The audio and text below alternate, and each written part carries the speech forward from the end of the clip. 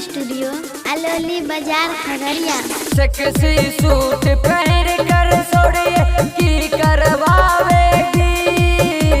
Sexy suit पहन कर सोड़िए की करवावेगी।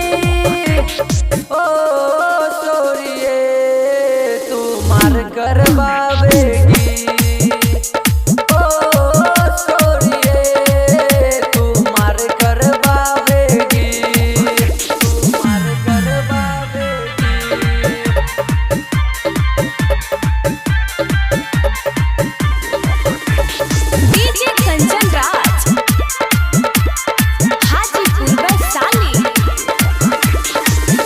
सेक्सी सूट में तू लागेलू बड़ी होट। देख देख के छौरा सबके उड़ जाता होश।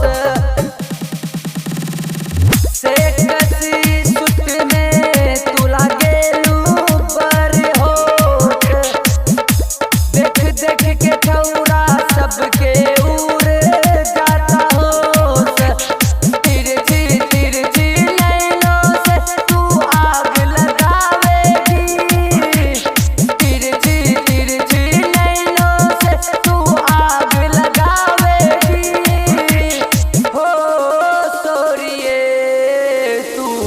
करवावेगी हो सोड़िए तू मार करवावेगी। तू मार करवावेगी। मां सरस्वती रिकॉर्डिंग स्टूडियो अलोली बाजार खगड़िया। डीजे कंचन राज हाजीपुर वैशाली। होठ में लगा के तू चले लू होठ